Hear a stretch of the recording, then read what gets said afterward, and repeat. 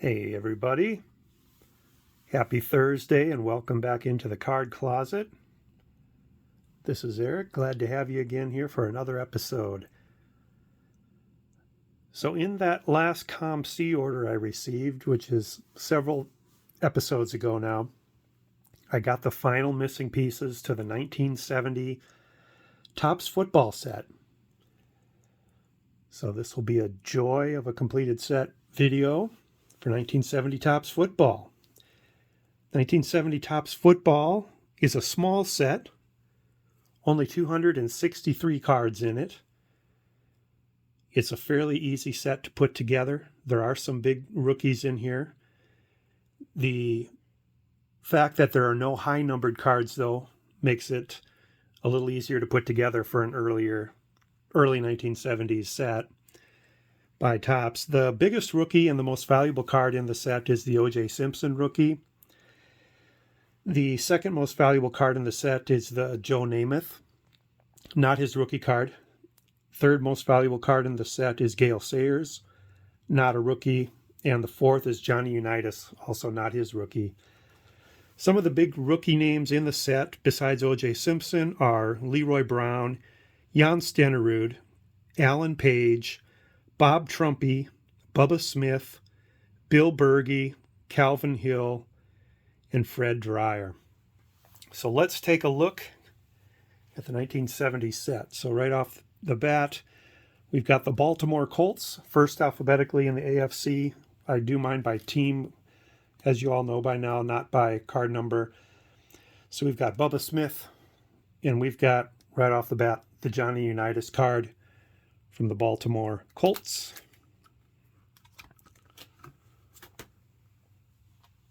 So 1970 is right after, a year or two later, after they got beat by the Jets in the Super Bowl.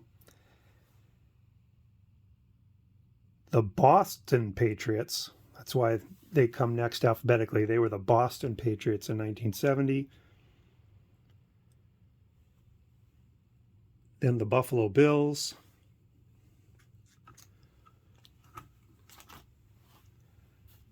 And here's that O.J. Simpson rookie card that I was talking about. Very young looking O.J. there. Then the Cincinnati Bengals.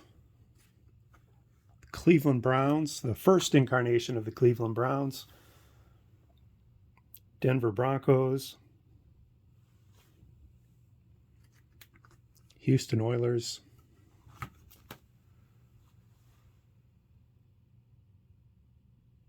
Kansas City Chiefs, got their quarterback Len Dawson there. This would have been right after their Super Bowl win over the Vikings. Here's the Jan Stenerud rookie card. Jan Stenerud from Norway.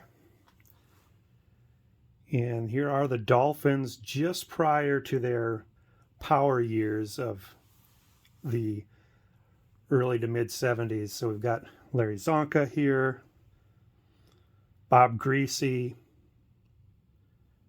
Paul Warfield. You know, like I said, it's a small set. So you've got a lot of these players, or a lot of these teams just don't have a lot of players. Small team sets. Here on the Jets, we've got Don Maynard, and here's that Joe Namath that I mentioned earlier. Then the Raiders were already starting to get good in the 70s. In 1970, you got Fred Biletnikoff there.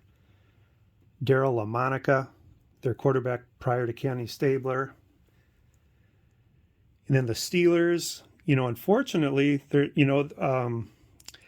should be Joe Green theoretically would have his rookie card in this set, but they didn't make a card of Joe Green this year. So his rookie card would be the next year. Those are the Steelers. Not a lot of familiar names yet there. Here's Lance Allworth on the San Diego Chargers. John Hadel, their quarterback. Now we get into the NFC here, and we've got the Falcons.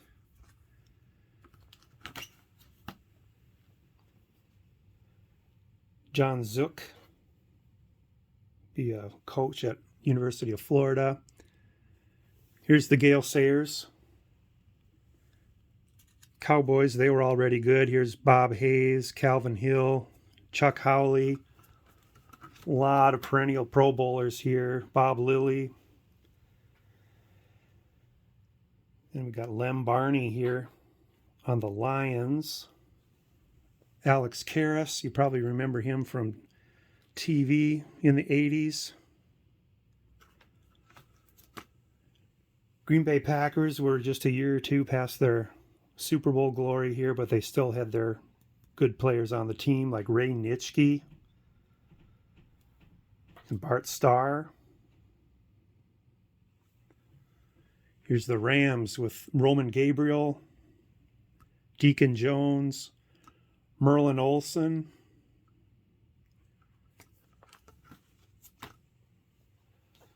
Minnesota Vikings.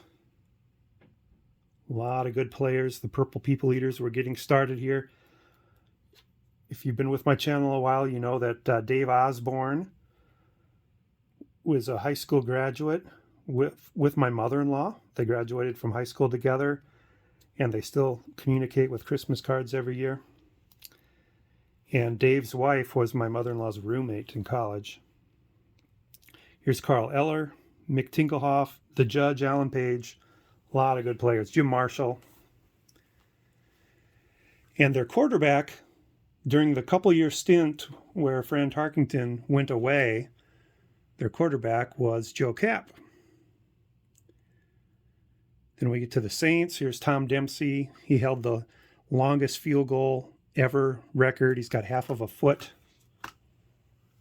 That's since been beaten by a few other people. Here's the Fred Dryer rookie. He also was on television. Here's Fran Tarkenton on the Giants, wearing Eli Manning's number, right? We get to the Eagles. Norm Snead was a big name in the day. St. Louis Cardinals. San Francisco 49ers.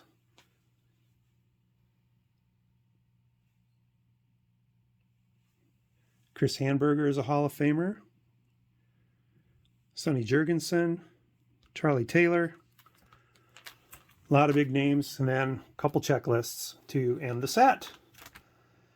So, you know, if you're looking for a vintage set to complete, it's got some really good names in it. Pretty reasonable chance of putting this set together. Few good rookies in it, but like I said, no high numbers. That's the biggie for this era. Only 263 cards. It's probably a set, if you want to get into vintage football, be a good set to put together. Now, you know, you look at it, it's definitely got more of a 60s look to it than the 70s yet. You know, the next year in 71, they started to get more of a 70s prototypical look to them, but this definitely looks more like 60s. It's you know, it's kind of bland. It's got the white border and the gold, the oval for the portrait inside it. You know, it's personally not one of my favorite looking Topps football sets, but it is a nice set to start off the decade of the 70s. So hope you enjoyed that. The 1970 Topps football set. Let me know what you think in the comments.